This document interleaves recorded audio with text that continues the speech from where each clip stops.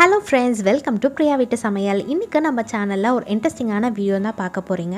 பெண்களாக இருக்கிற நம்ம வீட்டு வேலைகள்லாம் பார்த்துட்டு ஆஃபீஸ் வேலையும் முடிச்சுட்டு நம்ம ஃபேமிலியும் நம்மளையும் டேக் கேர் பண்ணிக்கிறது ரொம்பவே கஷ்டமாக இருக்கும். அந்த மாதிரி ஸ்ட்ரெஸ் இல்லாமல் எல்லா வேலைகளையும் செஞ்சு முடிக்க என்னென்ன மெத்தட்ஸ் எல்லாம் நம்ம ஃபாலோ பண்ணலாம், நமக்குன்னு ஒரு செல்ஃப் கேர் ரொட்டீனை எப்படி க்ரியேட் பண்ணிக்கலாம், நம்மளையும் நம்ம ஃபேமிலியும் ஹாப்பியாக வச்சுக்க என்னென்ன விஷயங்களெல்லாம் இருக்குது, செல்ஃப் கேர் ஐடியாஸ் எல்லாம் என்னென்ன அப்படின்றத இந்த வீடியோவில் இருக்க போகுது. இந்த வீடியோ கண்டிப்பாக யூஸ்ஃபுல்லாக இருக்கும். பிடிச்சிருந்தா லைக் பண்ணுங்கள். இப்போ வாங்க வீடியோக்குள்ளே போகலாம்.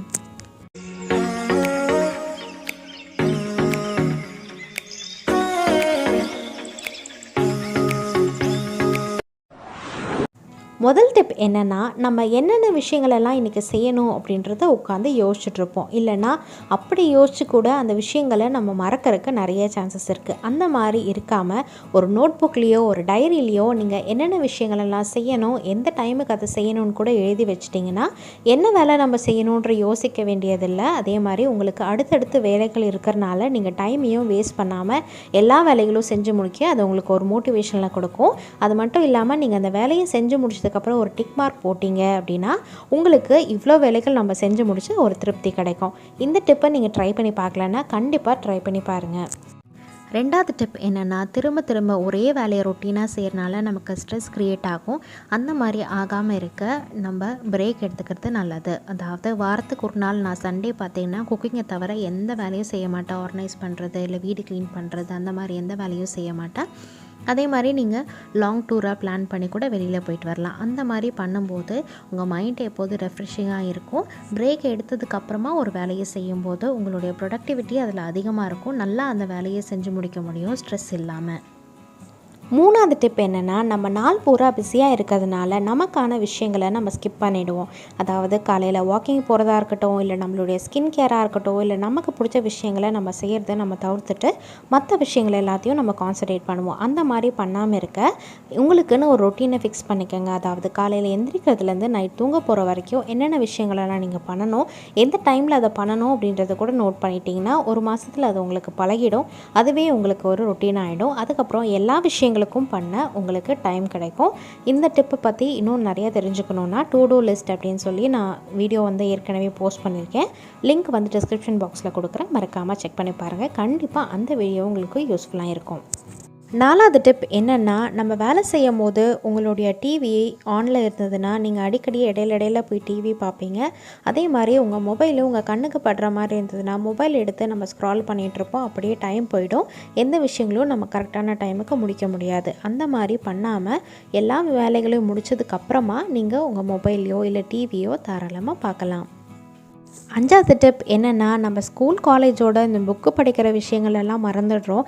அந்த மாதிரி இருக்காமல் உங்களுடைய நாலேஜை நீங்கள் இன்க்ரீஸ் பண்ணுறதுக்காக டெய்லியும் ஏதாவது ஒரு புக்கு படிக்கலாம், இல்லை நியூஸ் பேப்பர் படிக்கலாம், இல்லை ஸ்டோரி பிடிக்கும்னா ஸ்டோரி படிக்கலாம், இல்லை நிறைய விஷயங்கள் உங்களுக்கு தெரிஞ்சுக்கணும் அப்படின்னா ஜிகே படிக்கலாம். அந்த மாதிரி ஏதாவது ஒரு விஷயங்களை ஒரு 10 to 15 minutes டெய்லியும் நீங்கள் படிச்சுட்டே வாங்க. அதுக்கப்புறமா நீங்கள் அப்படியே இன்க்ரீஸ் பண்ணிகிட்டே வரலாம்.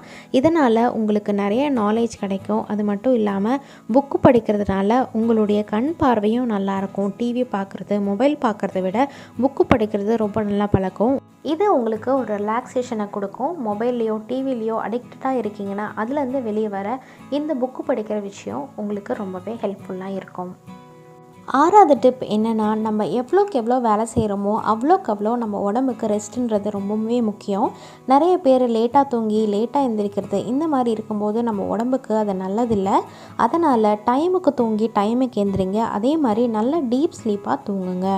இந்த மாதிரி பண்ணும்போது நம்ம உடம்புக்கு தேவையான ரெஸ்ட்டு கிடைக்கும்போது நம்மளால் எனர்ஜெட்டிக்காக ஃப்ரெஷ்ஷாக எப்போதுமே வேலை செய்ய முடியும்.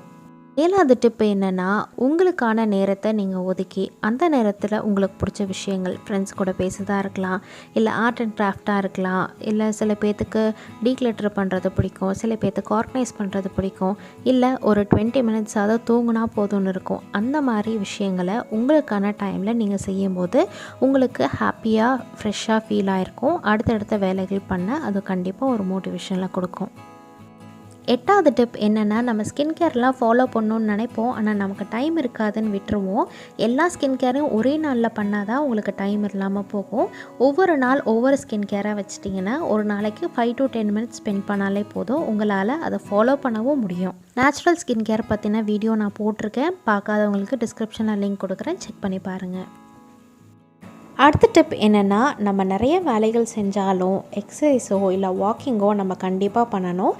அப்படி பண்ணும்போது அதுவே நமக்கு ஒரு ஸ்ட்ரெஸ் ரிலீஃபாக இருக்கும். நீங்கள் வாக்கிங் பண்ணலாம், இல்லை உங்களுக்கு வேறு எதுலையாவது இன்ட்ரெஸ்ட் இருந்துச்சுன்னா ஸ்போர்ட்ஸில் அந்த மாதிரி கூட நீங்கள் உங்களை இன்வால்வ் பண்ணிக்கலாம். உங்கள் உடம்ப ஹெல்த்தியாக ஆக்டிவாக வச்சுக்கிறதுக்காக ஏதாவது ஒரு ஆக்டிவிட்டியில் நீங்கள் இன்வால்வ் ஆகணும். இந்த மாதிரி பண்ணும்போது நம்ம உடம்பும் ஃபிட்டாக இருக்கும், அதே மாதிரி உங்களுக்கு ஒரு ஸ்ட்ரெஸ் ரிலீஃபாகவும் இருக்கும்.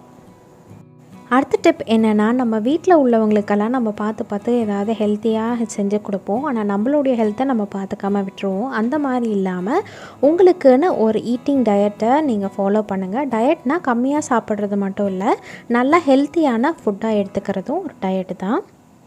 அதே மாதிரி சாப்பாடு சப்போஸ் பத்தலை அப்படின்னா வீட்டில் இருக்கிறவங்களுக்கெல்லாம் நம்ம கொடுத்துட்டு நம்ம சாக்ரிஃபைஸ் அப்படின்ற பேரில் நம்ம சாப்பிடாமல் இருப்போம். அந்த மாதிரி இல்லாமல் உங்களுக்கும் சேர்த்து எல்லா ஃபேமிலிக்கும் போதுமான அளவுக்கு நீங்கள் சமையல் செய்யுங்க.